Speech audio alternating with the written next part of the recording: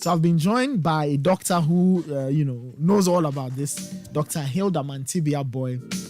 She's a pediatrician at Kolebu, and she's the president of the Pediatric Society of Ghana. Doc, good morning. Welcome to the Citi Breakfast Show. Hello, good morning. Many thanks for joining us. Things with children are very, very important. Things concerning children. These days, screens, all the things they look at, very critical for parents. I speak to parents and they are very concerned. So, first question, at what age can we start exposing our children to screens? All right. The screens, just to bring a bit of perspective to it, the screens could come in the form of the phones, the laptops, the tablets, computers, all that are part of the screens we are talking about. Before the age of 18 months, that is like 1 year, 6 months, we don't want children to be exposed to screens at all. So no screen time. And that's also the American Academy of Pediatrics recommendation for screen time. No screen time before 18 months of age. Now, after the age of 18 months or around that time, if a child needs to be on the screen, that is probably because maybe they are talking to their father or their mother who has traveled or is away, FaceTime or something. But aside that, no screen time at all. Then from that age on, let's say about 2 years to 5 years, about an hour of screen time a day. An hour of Just screen an time. hour of screen time a day. One continuous hour? It could be 1 hour, no problem. But all that is it's supposed to be supervised. So not that you've left the screen for the child to do whatever they like, but you are around. Maybe if it's a rhyme, you are singing along or pointing, whatever you want the child to see. So supervised. From about 6 years on, about 2 hours a day, it's okay. But all that has to be supervised in a way.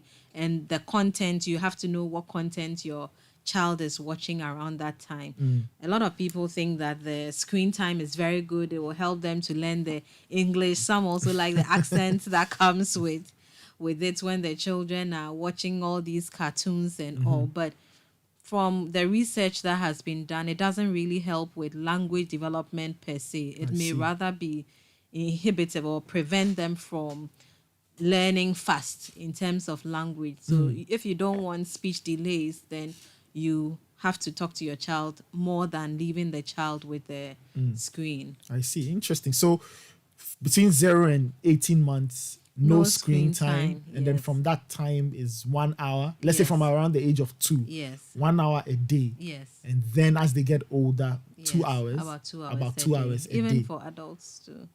Yes, true. Especially for entertainment and all. I see. So I think you've kind of given us the let's get into the recommendation for screen time. Maybe we can get into that and then we move on to the harmful effects of excessive screen time.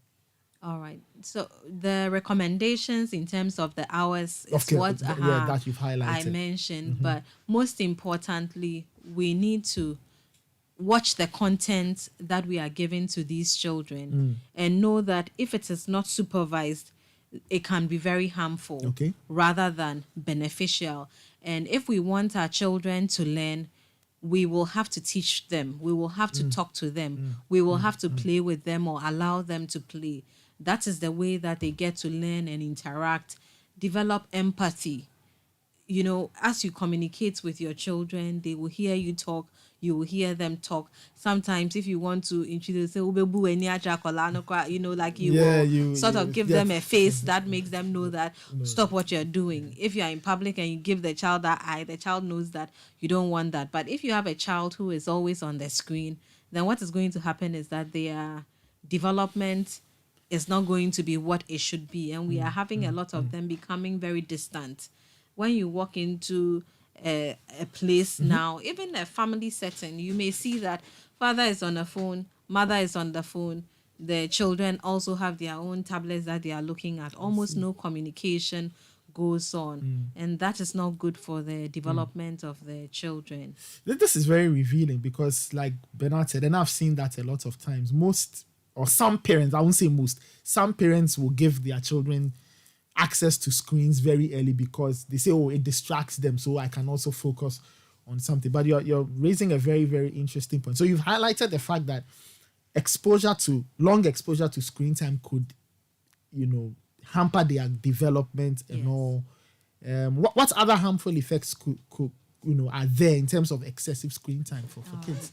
So the speech and language bit is a Yes. big one, Okay. which we've sort of talked about, that if they don't speak to humans or they don't interact with others, it will negatively impact that. They may have speech delay.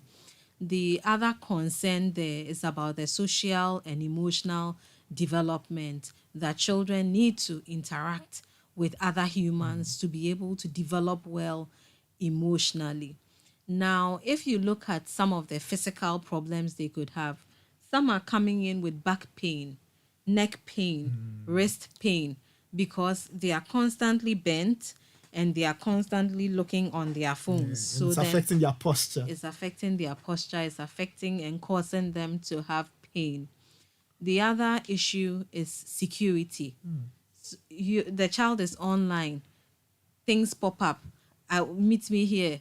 Who are you? People try to chat them and talk to them and make friends with them. There was one that I saw recently. Is it sextortion or something? So where a young man, there's somebody on the other end who pretends to be a pretty lady, chats with pretty young lady, chats with this boy until he sends his nudes to the person, and suddenly the person scams him. Apparently this person was in one of these African countries, and the one who was being scammed was outside in the advanced country. So these are things that we need to be aware of and teach our children about, not to put their passwords just anywhere or fill any forms that they shouldn't fill, disclose their identity, disclose where they are to other people. And when the children are on their screens, a lot of things pop up, pornographic That's material, true. a lot of things pop up. So there are things that you wouldn't want your children to be exposed to. But so long as you give them that phone or that tablet, which gives them access to everything, then you are really not safe. Wonderful. So how can parents and caregivers regulate screen time for their children? First let's talk about those who may not have children. What can they do as they prepare to have kids, or what should they have in mind? And then we can talk about those who have children and what they can do to help their situation. For those who don't have children yet, caring for children or nurturing or rearing children takes a lot of time. You will need to prepare your mind mentally to have another little human in your home, because this person is going to take up a lot of brain space and man hours to nurture. And that is important. Nobody can do that for you the way you need to do it. So you will need to prepare yourself mentally to be available to do that. And Then not for pass it on to a screen. and not pass it on to it. As for the screens, it can be a savior in quotes for a lot of people, because it is cheaper than using a nanny or another human. And once you give it to the children, they'll They be keep quiet. quiet. They can be behind the screen for the whole day, which is the problem that we are all trying to avoid. So Okay. you will need to make time for them. And that space, that time that they use on the screen, is time that needs to be filled with positive things. Reading books is one very good way that we can fill that time. So you buy books for them, or you have a system in place where they can exchange books with other children, maybe in the school or in the neighborhood or in the community. So book reading is one. Okay. Now, physical activity, the playtime, you have playtime for them. You allow them to go outdoors within your compound or a safe I know parents who space. don't want to hear that because they are afraid their children will get hurt. They don't want them to be active and all of that. It's all part of it, because now we have a lot of children who are becoming obese or overweight or very big because they are so sedentary. They are not running around anymore. They are not walking anymore. They are just stuck in the chair with popcorn or whatever other snack they can lay hands on behind the television or behind the tablet. So the physical activity is really important, and parents need to consider this. Have a safe space around the home where the child can play. There are outdoor games, there are indoor games, and any of these could be used to occupy the time that the child is free or available to play. And in that play too, they learn, they interact with other humans, and it's better for them. There are other hobbies that they can consider as well. So music is also a very good thing that children can learn. There are a lot of musical instruments, local and others that the children can learn. The piano, a very good skill, and all these skills help even to open up the children's brains and make them more intelligent, if I may say. So they learn to do music, any of them. The sports, you can talk about swimming. Yeah. I know recently you had a competition. It was nice seeing some of those little kids Yes. in the water. Yes, so swimming is another very good skill. All these may cost a little bit of money. There are some of the things that I've mentioned that are not expensive, yes, but some of them you will have to invest time and some money. So the swimming is another thing. And then any of the other safe sports that children can learn, whether it's tennis, whether it's soccer or football, any of them, you can actively make them participate. Then for the skills, beadwork is one thing. Things they can do Artwork, with their hands. things they can do with their hands. Knitting is another. So you occupy that space with productive things that can take up leisure time. So when they are free, they know that at least this is the schedule, or I can do this, I can do that, rather than being stuck behind the television or the screen. And we are not saying that the screen is all bad. We know that now we want people to learn IT. Yes, I was about to ask Yeah. you that. So how do you manage that as well? For example, kids who or parents who want their children to do some coding and sitting behind a computer. How do you regulate that so that you are not harming them in the long run, even though you want them to pick up a good skill? So for those, once there is supervision, once active, it's not like you just let the child on his or her own. That's okay.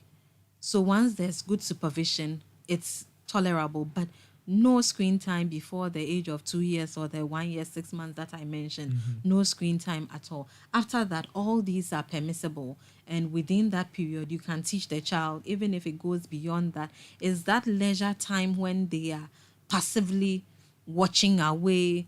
It makes even their brain very lazy. Yes, very lazy. Their problem solving skills go down, critical thinking down. Because you see, if you are watching the screens, what happens is that everything is moving so fast and things are being presented to you constantly. If you're not careful, you even develop some of those anxiety and depression and all that, because you are not used to using your brain. It affects your mood too and all that. So it's something that we all need to think about. Doc, thank you so much. So that was Dr. Hilda Mantibia Boy. She's a pediatrician. She's at the Kolebu Teaching Hospital. So people can find you there. Literally, yes. Find you. And she's also the president of the Pediatric Society of Ghana. So Doc, if people want to get in touch with you or the society, if they have more questions, how can they do that?